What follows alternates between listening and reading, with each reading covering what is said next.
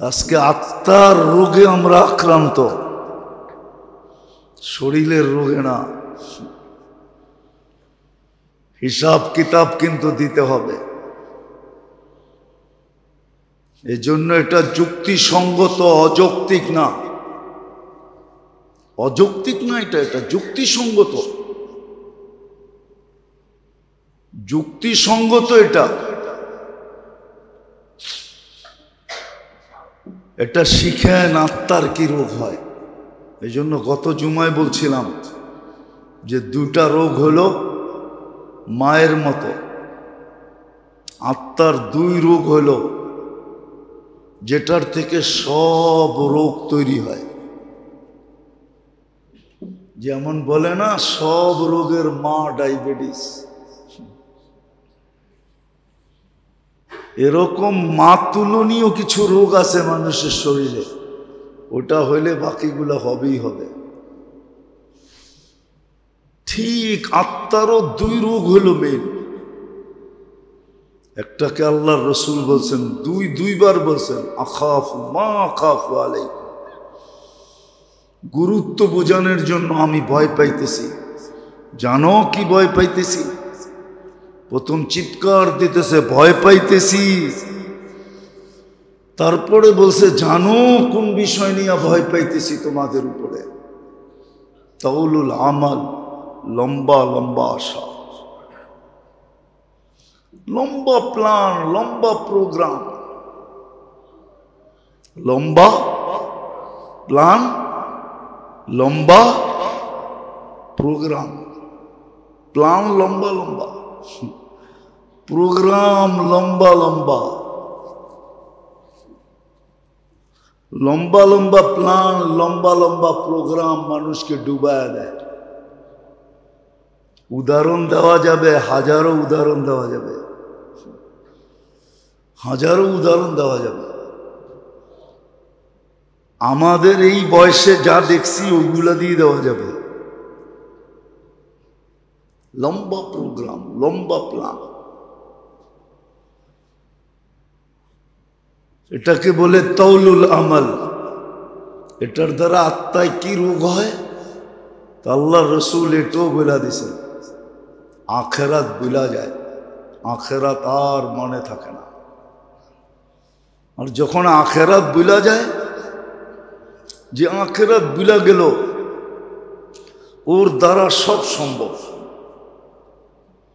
মানুষেরটা লুটা খাওয়া সম্ভব, ছিনায় নেওয়া সম্ভব, চুরি করাও সম্ভব, ডাকাতি করাও সম্ভব, মানুষকে জবা করাও সম্ভব, সব সম্ভব যে আখেরাত ভুলে গেছে। আর আখেরাত যার চোখের সামনে, ও পা উঠাইতে গেলেই ব্রেক লাগে যে আখেরাত নষ্ট হইল কিনা। দুনিয়া নষ্ট হইলে আর কয়দিন হবে? 60-70 বছর হবে। কিন্তু আখেরাত নষ্ট হলে তো চিরদিনের জন্য হবে। একদল লোক আছে, একদল লোক জান্নাতে যাবে, কিন্তু জীবনে কোনোদিন জান্নাতের গান শুনতে পারবে না। ওর জন্য গান শোনা নাই, শুনতে পারবে না, বাকি সবাই শুনবে। একদল লোক আছে জান্নাতে যাবে, কিন্তু আল্লাহ চাইলে দিদার পাবে, নাইলে দিদার পাবে না। আর আরেক দল লোক আছে, যখন মন চাবে তখন দেখবে, যখন মন চাবে, যখন মন চাবে। আর আল্লাহকে যখনই দেখবে তখনই ইসদাদা হুসনা ওয়া জামালা, যখনই আল্লাহর দর্শন হবে তখনই ওর রূপ বেড়া। এখন তো দুমায়া গুনাহ করে, আল্লাহর অনুরোধও মানে না, আল্লাহর আবেদনও মানে না। যেমন মানতেছে না, আল্লাহর অনুরোধ মানে না, আল্লাহর আবেদন মানে না, তখন আর করণীয় কি থাকে? তখন ওই কথাই সত্য হয়।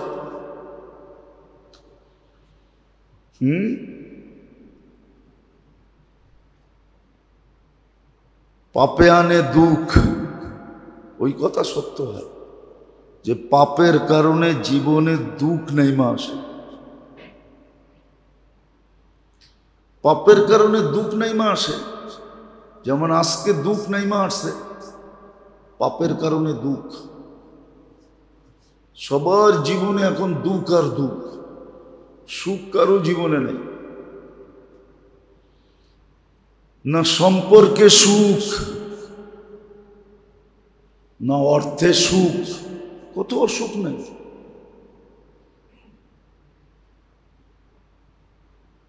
সুখের আশায় আশায় জীবন চলে যেতেছে, সুখ চোখে দেখতেছে না, কেন আত্মা রোগী। এই জন্যই বলা হয়েছে পাপে আনে দুঃখ। পাপে দুঃখ নিয়ে আসছে, সবাই দুঃখী।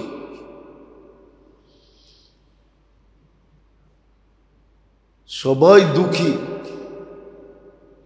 ছোটবেলা মনে হয় গল্প পড়ছিলাম, স্কুলের কিতাবে গল্প ছিল দুঃখী মিয়া, দুঃখু মিয়া, দুঃখু মিয়া, একটা গল্প ছিল ছোটবেলা। এখন তো আমরা সবাই দুঃখী। আত্মার রোগ সমাজকে, জাতিকে, পুরো দেশকে দেশকে বিনাশ করে দেয়। আর এটার প্রমাণ এখন হাজারো দেওয়া যাবে, চোখে আঙ্গুল দিয়ে দেওয়া যাবে। এগুলো সব আত্মার রোগ। বাকি গায়রে মুসলিম বাদ দিলাম, মুসলমান হিসাবে যারা আমরা আখেরাত বিশ্বাস করি, আত্মার রোগ দ্বারা যেরকম দুনিয়ায় সবাই আক্রান্ত হবে, একজনের হলে 10 জনের ভোগান্তি হবে, ঠিক আত্মার রোগ থেকে যদি উপশম না হলো, আর চিকিৎসা না হলো, তওবা না হলো, তাহলে মেরে দোস্ত সত্য এটাই, এটার চিকিৎসা জাহান্নামে হবে, এতে কোনো সন্দেহ নাই। জাহান্নাম কোনো মামুর বাড়ি না বা খালার বাড়ি না, ওইখানে এটার চিকিৎসা হবে। কেননা বারবার বলছি, এখনো বলি, আমাদের ব্যক্তিত্বের বিকাশ কিন্তু আল্লাহর দেওয়া। আমরা যে ফুটছি, আপনি যে ফুটন্ত, এটা আল্লাহ ফুটাইছে বিদায় আপনি আর আমি ফুটন্ত। আল্লাহ যদি না ফুটাইতেন তাহলে আপনি আর আমি ফুটতাম না, আমার ফুটন্ত হতো না, ফুটা হতো না। গোলাপ যেরকম ফুটলে আকর্ষণের পাত্র হয়, যতক্ষণ না ফোটে ততক্ষণ কেউ চোখ দিলেও দেখে না, আর যখনই ফুটে যায় তখন কাটার ছোঁয়া খায়া হইলেও ওটাকে নিতে চায়। গোলাপে কাটা আছে, গোলাপ গাছেও কাটা হয়, ওই কাটার খোঁচা খায়া হইলেও নিতে চায় ফুটার পরে। আপনার আর আমার যে ব্যক্তিত্ব, আপনি আর আমি যে ফুটন্ত, ফুটছি, এটা উনি ফুটাইছে বিদায় ফুটছি, নাইলে এটা ফুটতো না, এটা ফুটার ছিলই না। পানি আবার ফোটে কি করে? আবার শুধু পানি না, নিকৃষ্ট পানি, যেটার কোনো কোয়ালিটি নেই। মিম্মা ইম্মাহিন, মাহিনের অর্থ হলো, যদি বুঝাইতে চাই সহজ ভাষায়, কোয়ালিটিহীন, এটার কোনো কোয়ালিটি নেই। ওটা আবার এত সুন্দর হয় কি করে? ওটা এত সুন্দর রূপ নিয়ে বাহির হয় কি করে? বুঝা গেল আল্লাহ ফুটাইছে, নাইলে এটা ফুটতো না। বিদায়ের জন্য হিসাব দিতে হবে, ফুটাইছেন আল্লাহ। গুজরাতিতে একটা শব্দ আছে, হালায় আল্লাহ, চলায় আল্লাহ, বিদায় আপনি চলেন। নাইলে দুনিয়ার শিক্ষিত মানুষ আমাকে বুঝাক, যুক্তি দিয়া, তর্ক দিয়া, টেকনোলজি দিয়া, যে এটা চলে কি করে। এটা চলার মতো কোনো প্রযুক্তি নাই ভিতরে, প্রযুক্তি দিয়ে আপনি বুঝাইতে পারবেন না। আপনি গাড়ি চলে এটা প্রযুক্তি দিয়ে বুঝাইতে পারবেন, কিন্তু এটা চলে কি দিয়া। আছে এখানে শিক্ষিত মানুষ আছে, বুঝাক আমাকে আইসা এখানে যে এটা চলে কি করে। আল্লাহ চালায় বিদায় চলে, আল্লাহ না চালাইলে চলবে না। এই জন্য আল্লাহ অনেকগুলা প্রমাণ দিছে মানুষের শরীরে, তারপরে বলছে ওয়াফি আনফুসিকুম আফালা তুবসিরুন। তুই কি তোর অস্তিত্ব নিয়ে একটুও ভাবস না? তোর অঙ্গগুলা নিয়ে একটু গবেষণা করস না? একটু গবেষণা কর। করে একদল লোক ডাক্তাররা অঙ্গ নিয়ে গবেষণা করে, কিন্তু করলে কি হবে? মানুষ হওয়ার কথা ছিল, মানুষ হয় না, বরং অহংকারী হয়। ওর উচিত ছিল আল্লাহকে বেশি চিনা, কিন্তু ডাক্তার দেখবেন বিজ্ঞান আলাদের উচিত ছিল সবচেয়ে বড় কুতুব হওয়া, আল্লাহওয়ালা না, শুধু কুতুব হওয়া। কিন্তু ও সবচেয়ে বেশি আল্লাহর থেকে দূরে। যত বড় শিক্ষিত তত বড় আল্লাহর চেয়ে দূরে। যত বড় ডক্টরেট তত বড় আল্লাহর থেকে দূরে। যত বড় সুশীল তত বড় আল্লাহ দ্রোহী। উচিত ছিল আল্লাহর কাছে হওয়া। যে এতটুক জায়গার ভিতরে এটা ফিট করলেন কি করে বলেন? ওদিন তো বুঝেছিলাম আপনার ভিতরে ব্লাড সেল আছে দুইটা। মানুষের ভিতরে কয় খরব, খরব বোঝেন? 100 কোটিতে 1 আরব হয়, 100 আরবে 1 খরব হয়, 100 লাখে 1 কোটি হয়, 100 কোটিতে 1 আরব হয়, 100 আরবে 1 খরব হয়। আপনার শরীরের ভিতরে 10 খরব সেল আছে, 10 খরব সেল বোঝেন? সেল কোষ এটার ভিতরে। খুলতে তো চাই না, সময়ও হয় না। তাইলে আপনার ঘরে ফজরের পরে নিয়ে বসতে হবে, এসা ঠেকায়া দিতে হবে, তাইলে কিছু খোলন যাবে।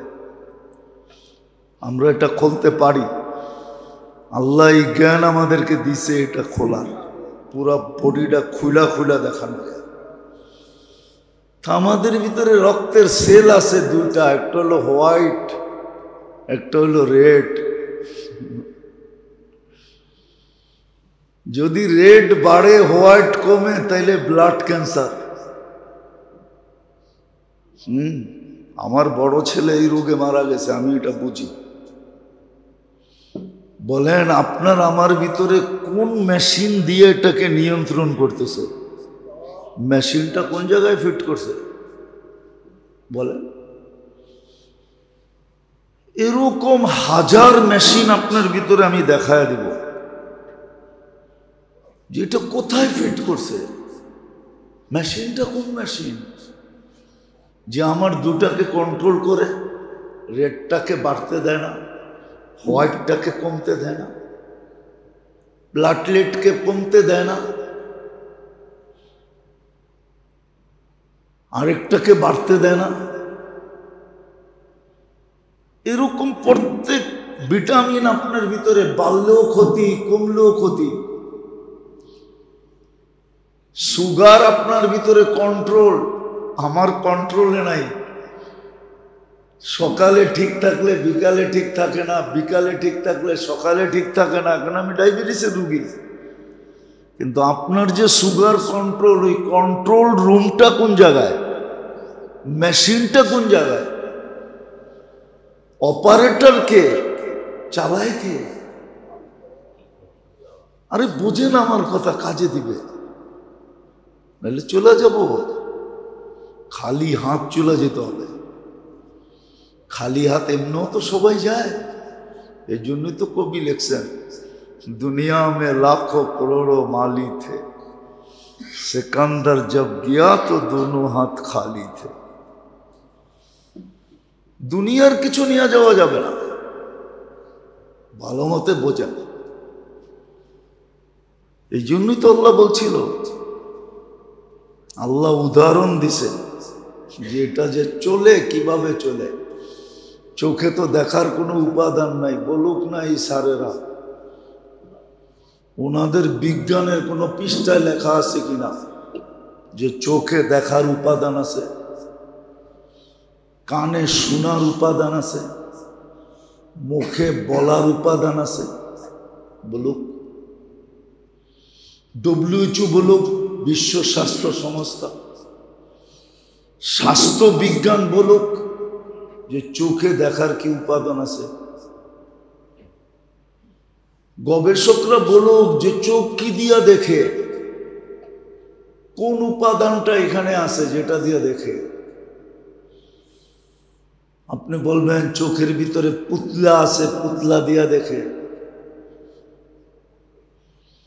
কি করে সম্ভব হলো এতটুক ছোট জায়গায় 13 কোটি ক্যামেরা সেট করা? এক চোখে 13 কোটি ক্যামেরা, দুই চোখে 26 কোটি ক্যামেরা,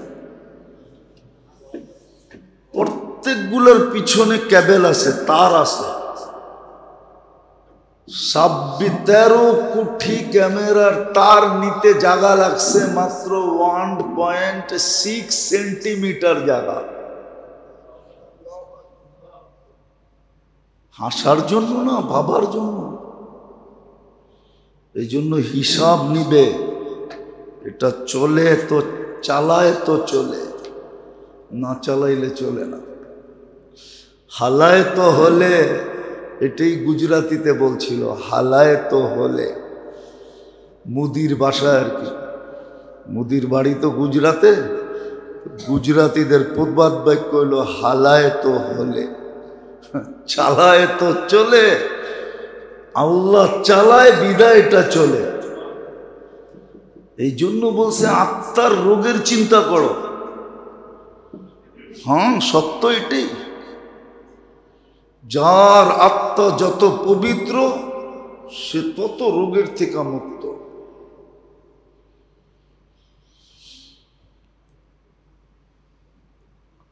আজকে নতুন নতুন রোগ এই জন্যই গত জুমায় বলছিলাম, তখন সুযোগও কাজে লাগে না, সুযোগ কাজে লাগায় না। যেমন বলতেছিলাম রমজান সুযোগ ছিল, কাজে লাগায় না। জিলহজের 10 দিন সুযোগ ছিল, কাজে লাগায় না। 4 মাস সুযোগ ছিল, কাজে লাগায় না। সুযোগ কাজে লাগাবে না। দুনিয়ার সুযোগ না, আখেরাতের সুযোগ, কাজে লাগাবে না। ফজরের নামাজ সুযোগ, কাজে লাগায় না। আসরের নামাজ সুযোগ, কাজে লাগায় না। 5 ওয়াক্ত নামাজ সুযোগ, কাজে লাগায় না।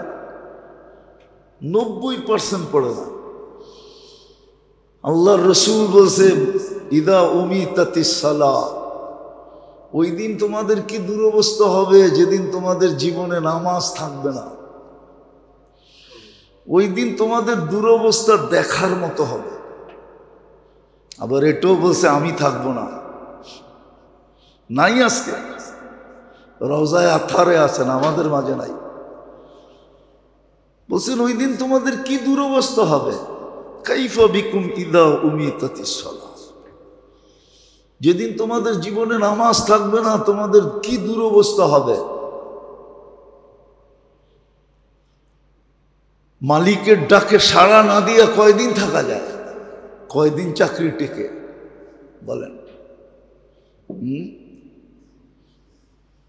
কয়দিন চাকরি টিকে? মালিকের সাথে বেয়াদবি করে কয়দিন চাকরি টিকে? ডাকে সাড়া না দেওয়া কি বেয়াদবি না? না বেয়াদবি না, এটা আদব। আবার কোন মালিক? আল্লাহর মতো মালিক। সব কিছু যার নিয়ন্ত্রিত, সব কিছুর মালিক যিনি। লিল্লাহি মুলকুস সামাওয়াতি ওয়াল আরদ, আকাশ জমিনের মালিক যিনি। ওমা ফিহিন্না, তার ভিতরে যা কিছু আছে সব কিছুর মালিক যিনি, যাকে বলা হয় বাস্তব মালিক। আমরা শুধু ভোগের মালিক, বস্তুর মালিক না। এই দেহটা আমি ভোগ করতে পারি, এটা দিয়ে আমি এনজয় করতে পারি, এটার মালিক আমি না, মালিক তো আল্লাহ। মালিকে হাকিকি যাকে বলে, বাস্তব মালিক তো আল্লাহ, আমরা তো মালিক না। আল্লাহ তো বলেই দিছে, লিল্লাহি মুলকুস সামাওয়াতি ওয়াল আরদ, ওয়ালিল্লাহি মুলকুস সামাওয়াতি ওয়াল আরদ, লাহু মুলকুস সামাওয়াতি ওয়াল আরদ। সব কিছুর মালিক আল্লাহ।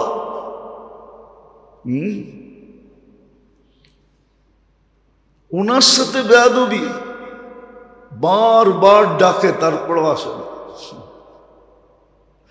আবার গাট্টি ঘোষণা করে ডাকে। গাট্টি বোঝেন কি? গাট্টি বোঝেন না? কাউরে ডাকছে, অনেক কিছু হাতের মধ্যে দেখায়া ডাকতেছে, চিপসও দিমু, চকলেটও দিমু। বাচ্চারা ডাকে না, পুরো এক ব্যাগ বড়া, তারপরে ডাকতেছে, তোর জন্য নিয়ে আসছি, যা চাবি তা রাখা আছে। গাট্টি দিয়া তো ডাকে, হাইয়া আলাল ফালা। তুই যা কিছু চাস সব দেওয়ার জন্য ডাকতেছি, আয় যা কিছু চাস। গাট্টি দিয়া তো ডাকতেছেন, মনে হয় এখনো গাট্টি বোঝেন নাই। বোচকা বোঝেন? বোচকা, বোচকা বোঝেন? এটা ডাকায় শব্দ, বোচকা মারছে, বুঝছেন? সব দিয়া ডাকতেছে, কি চাস, আয় হাইয়া আলাল ফালা, দেওয়ার জন্য ডাকতেছে। তারপরও বেয়াদবি।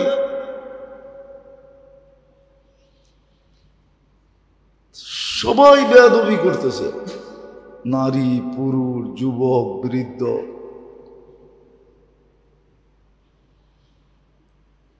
হ্যাঁ, সত্য। এই 4 শ্রেণী যদি না করতো তো আমাদের বাচ্চারাও করতো না।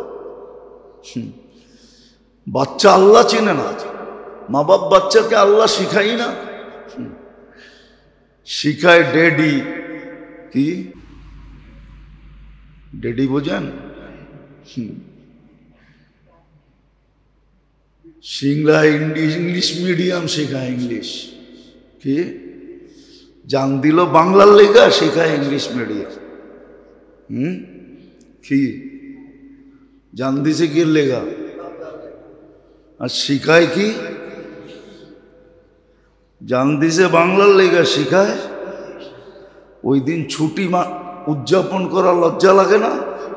লজ্জা লাগা তো উচিত ছিল যে ওই দিন ছুটি কি করে উদযাপন করি। আমরা তো পড়াই ইংলিশ মিডিয়াম, পড়ি ইংলিশ মিডিয়াম, জানতো দিছে বাংলার জন্য। কি ভাষা আন্দোলন কি বাংলার জন্য ছিল না? জিজ্ঞাসা করেন না সুশীল করে।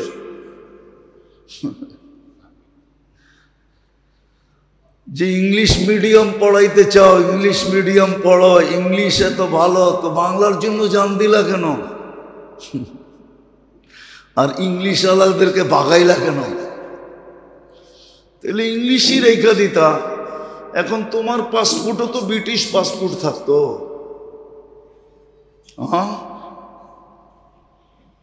ব্রিটিশ পাসপোর্ট তো তুমিও তো পাইতা, দামি পাসপোর্ট। ওই পাসপোর্ট তো হইতো না যেটা দুনিয়ার বহু দেশে আছে, যেই পাসপোর্টটা নিয়ে ইমিগ্রেশনে দাঁড়াইলে অনেক লজ্জা পাইতে হয়, অনেক অনেক অনেক লজ্জা পাইতে হয়। মাঝে মাঝে বলেও ওই মিসকিন লাইনে দাঁড়া, তাহলে কেন এতটি মানুষ শহীদ হইল? যাক, এটা আলাদা আলোচ্য বিষয়, বোঝানোর জন্য বলতেছি।